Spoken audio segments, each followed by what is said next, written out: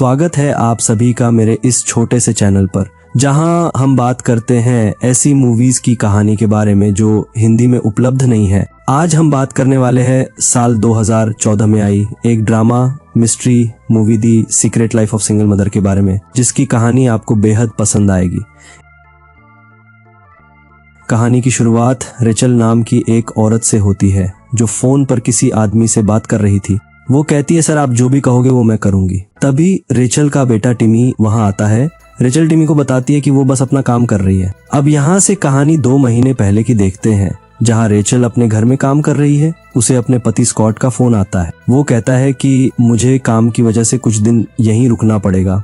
इस पर रेचल कहती है ठीक है। उसी रात रेचल को किसी लड़की का कॉल आता है और वो लड़की उससे स्कॉट के बारे में पूछती है, लेकिन जब रेचल बताती है कि वो स्कॉट की पत्नी है तो वो लड़की तुरंत फोन काटती है। अब रेचल इससे बहुत परेशान हो गई थी और उसे अपने पति पर कुछ शक भी होने लगा। वो तुरंत उसी नंबर पर कॉल करती है। दरअसल वो नंबर किसी बारटेंडर का था। वो रेचल को बताता है कि कुछ देर पहले किसी मिरांडा नाम की लड़की ने मेरे फोन से आपको कॉल किया था। अब रेचल गुस्से में स्कॉट को कॉल करके मिरांडा के बारे में पूछती है। स्कॉट कहता है कि वो अब घर आ रहा है और घर आने पर वो सब कुछ समझा देगा, लेकिन अगले दिन स्कॉट इस सब के लिए रेचल को ही जिम्मेदार ठहराता है। वो कहता है कि अगर रेचल पहले से ही उस पर सही से ध्यान देती तो वो किसी दूसरी औरत से नहीं मिलता। अब रेचल स्कॉट की इन बातों को समझती है और उसे माफ करती है। अगले दिन वो अपनी एक दोस्त माया से मिलती है और उससे बताती है कि कई दिनों से उससे अपनी कमर में दर्द हो रहा है। माया उसे डॉक्टर इथन का नंबर देते हुए कहती है कि एक बार इनसे जाकर मिलो।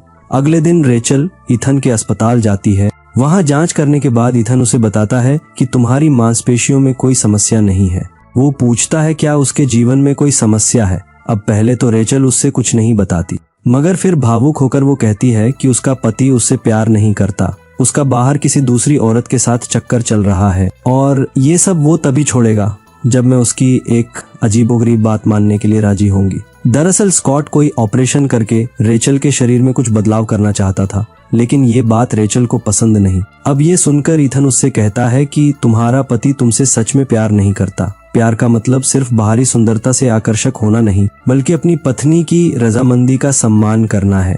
इथन की ये बात रेचल को बहुत पसंद आती है और वो तुरंत उस पर मोहित हो जाती है, जिसके बाद घर आने पर भी वो सिर्फ इथन के बारे में ही सोचती रही।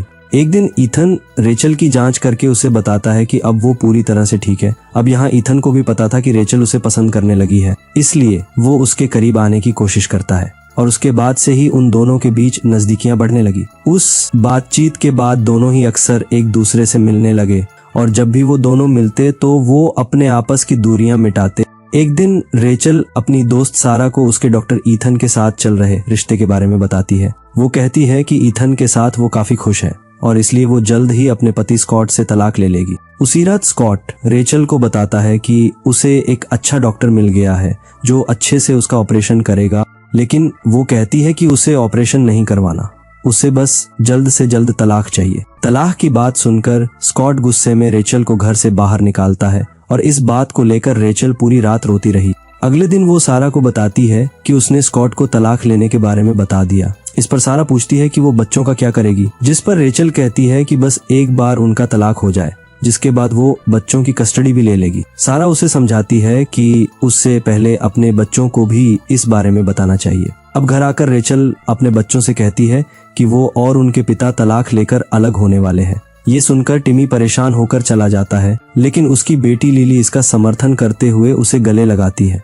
अगले दिन रेचल अपनी एक और दोस्त मार्था से मिलती है और कुछ बातचीत के बाद वो उसे इथन के बारे में भी बताती है, लेकिन मार्था उसे बताती है कि इथन का तो किसी दूसरी लड़की के साथ चक्कर चल रहा है और वो दोनों ही जल्द शादी करने वाले हैं, यहाँ तक कि वो उसके बच्चे की माँ भी बनने वाली है। अब ये सुनकर रेचल सीधे इथन के पास जाती है। वो पूछती है तो इथन उसे बताता है कि हाँ ये सच है, मैं ये सब तुम्हें बताने ही वाला था। अब बेचारी रेचल को कुछ समझ में नहीं आता। एक तरफ उसने अपने पति से तलाक लेने की बात की और यहाँ इथन ने उसका दिल तोड़ दिया। अब इसके बाद से ही रेचल काफी दुखी रहने लगी। एक दिन रेचल को दुखी देखकर सारा उसे एक चैटिंग वेबसाइट के बारे में बताती है। रेचल घर जाते ही तुरंत उस वेबसाइट पर अपना खाता बनाती है और पहले ही दिन उसे कई आदमियों के मैसेजेस मिले। वो एक लड़के को चुनकर उसके साथ डिनर पर जाने का फैसला करती है। लेकिन काफी देर तक इंतजार करने पर भी वो लड़का उससे मिलने नहीं आता। इससे उदास होकर वो घर आकर देखती है तो उसे डॉम नाम के एक आदमी का मैसेज आया था।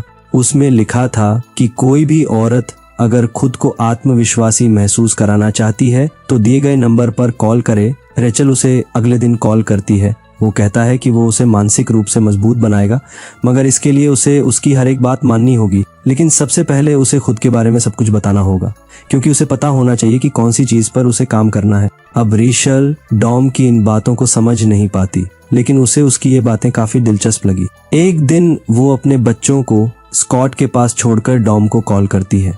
डॉम रेचल से उसके बारे में कुछ दिलचस्प बातें बताने को कहता है और वो बिल्कुल वैसा ही करती है। जिसके बाद वो रेचल को खिड़की के पास जाने को कहता है। वो उसे बताता है कि हर औरत को हक है कि वो जिसके साथ चाहे उसके साथ रह सकती है, इसके लिए उससे किसी और से पूछने की जरूरत नहीं है। इतना सब सुनने के बाद रेचल डॉम के कहे मुताबिक सब कुछ करती है। फिर अगले दिन वो जेम्स नाम के 30 साल के लड़के के साथ डेट पर जाती है और ऐसा करने के लिए डॉम ने ही उससे कहा था। लेकिन तभी स्कॉट वहां आ जाता है। ये सब देखकर वो रेचल से कहता है कि वो इस बारे में उससे कल बात करेगा। अगले दिन स्कॉट रेचल से पूछता है कि क्या वो घर को अजनबियों से भरना चाहती है और उसकी इन हरकतों का बच्चों पर क्या असर होगा। अब इस बात पर रेचल भड़क जाती है। वो कहती है कि मैं किसी और से मिल रही हूँ, इसका एक अच्छी माँ होने से कोई लेना देना नहीं है। वो जानती है उसके बच्चों के लिए क्या सही है और क्या गलत। जिसके बाद वो डॉम को कॉल करती है और उसे बताती है कि वो उससे मिलना चाहती है। डॉम कहता है ठीक है,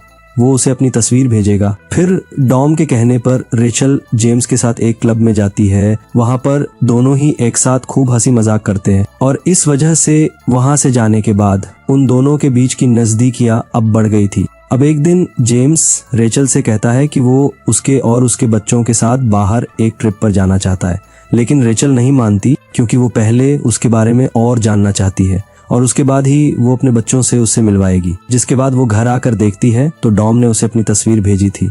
उस तस्वीर को देखकर रेचल डॉम को पसंद करने लगी और वो जल्द से जल्द उससे मिलना चाहती है।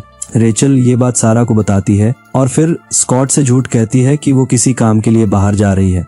रेचल डॉम के घर पहुंचती है तो उसका इतना बड़ा घर देखकर वो काफी चौंक गई, लेकिन उस समय डॉम घर पर नहीं था। वो कॉल करती है तो डॉम कहता है कि वो उसके लिए एक ड्रेस लेने आया है और जब डॉम घर आता है तो अपना लाया हुआ ड्रेस रेचल को पहनने के लिए देता है। रेचल बिल्कुल वैसा ही करती है। जिसके बाद दोनों डिनर करने कहीं बाहर होटल चले आए। डिनर करते समय डॉम रेचल से कहता है कि स्कॉट और मैं हम दोनों ही तुम्हें कंट्रोल करते हैं, लेकिन तुम्हें तब अच्छा लगता है जब मैं तुम्हें कंट्रोल करता हूँ। फिर घर आते ही रेचल डॉम के करीब जाने की कोशिश करती है। अब डॉम भी रेचल को पसंद करने लगा था तो उन दोनों के बीच नजदीकियां बढ़ने लगी। जिसके बाद जब रेचल डॉम को अपने बिजनेस के आइडिया के बारे में बताती है तो वो उसे इसके लिए सलाह देता है। अब रेचल एकदम मजबूत और आत्मविश्वासी औरत हो गई थी। डॉम उससे कहता है कि तुम्हें जो सीखना था वो सीख लिया है। अब से तुम्हें अपनी मर्जी के बिना किसी की कोई भी बात मानने की कोई जरूरत नहीं है। तुम खुद अपने फैसले ले सकती हो। जिसके बाद रेचल अपना बिजनेस शुरू करती है और कुछ ही दिनों में उसका ये बिजनेस अच्छा चलने लगा। फिर और कुछ दिनों बाद उसके घर क्रिसमस पार्टी थी जहां उसके बच्चे और स्कॉट भी आता है। वो रेचल से माफी मांगता है और रेचल भी बड़े दिल से उसे माफ कर देती है। इसके अगले ही दिन लिली की जन्मदिन की पार्टी थी जहां रेचल स्कॉट को उसकी प्रेमिका के साथ आमंत्रित करती है ताकि वो भी उनके बच्चों से मिल सके। और ये वही दिन है जहां से कहानी की शुरुआत हुई थी। पार्टी के बाद स्कॉट बच्चों को अपने साथ घर ले जाता है और उनके जाते ही रेचल किसी से फोन पर बातें करना शुरू करती है और इसी सीन पर यह कहानी यही खत्म होती है। तो दोस्तों, the secret life of a single mother सिर्फ एक महिला की कहानी नहीं है, बल्कि हर उस इंसान की कहानी है जो अकेलेपन, डर और आत्मसंदेह से जूझ रहा है। ये मूवी हमें सिखाती है कि खुद से प्यार करना सबसे जरूरी होता है और अपने अंदर की आवाज को सुनना कभी गलत नहीं होता। अगर आपको ये कहानी पसंद आई हो तो वीडियो को लाइक करके चैनल को सब्सक्राइब जरूर कर देना। कहानी में अंत तक बने रहने के लिए आपका धन्यवाद।